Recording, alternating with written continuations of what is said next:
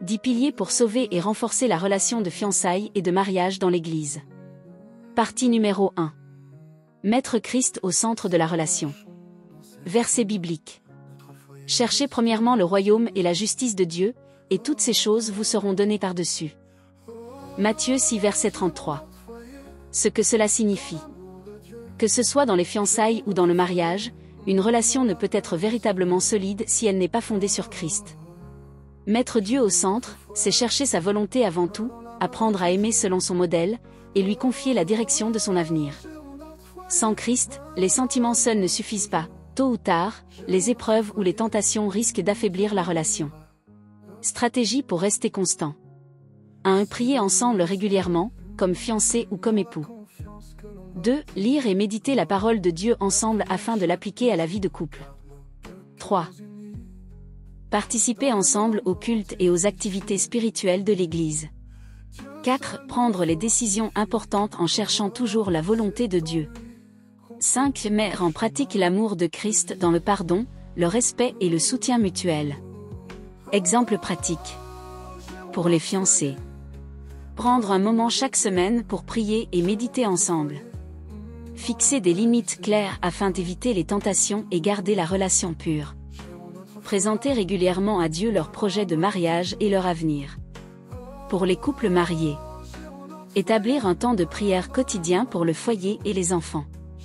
Chercher la direction de Dieu avant de prendre des décisions familiales importantes.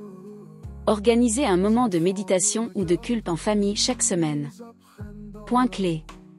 Une relation bâtie sur Christ repose sur un fondement solide qui peut résister aux épreuves et aux tentations. Leçon pour nous. Des fiançailles sans Christ s'exposent facilement aux pièges et aux tentations. Un mariage sans Christ peut rapidement s'affaiblir face aux difficultés de la vie. Mettre Christ au centre, c'est recevoir sa paix, sa direction et un amour qui dure. Un couple qui fonde sa relation sur Christ devient un témoignage vivant pour l'Église et pour la société. Mettre Dieu au centre de la relation. Encouragement. Mes frères et sœurs, souvenez-vous que toute relation trouve sa stabilité et sa bénédiction lorsque Dieu en est le fondement. Sans lui, même les plus beaux projets peuvent vaciller. Mais quand nous faisons du Seigneur le centre, il dirige nos pas, protège nos cœurs et bâtit une union solide et durable. Ne laissez jamais vos émotions ou vos ambitions personnelles prendre la place de Dieu, placez toujours sa volonté en premier. Personne avec les mains jointes, prière pour mettre Dieu au centre de la relation. Seigneur Tout-Puissant. Merci parce que tu es l'auteur de l'amour et le fondateur du mariage. Aujourd'hui, je t'invite à être au centre de ma relation, de mes projets et de mon foyer. Aide-moi à ne pas m'appuyer sur ma propre sagesse, mais à rechercher ta volonté dans toutes mes décisions. Saint-Esprit, guide nos pensées, nos paroles et nos actions afin que notre relation reflète l'amour de Christ et demeure ferme dans la foi. Écarte tout ce qui pourrait nous détourner de toi et remplis nos cœurs de patience, de respect et de crainte de ton nom. Je proclame que ma relation n'est pas construite sur des émotions passagères, mais sur le roc solide qu'est Jésus-Christ.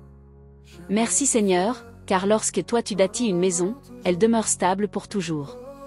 Au nom de Jésus-Christ, Amen.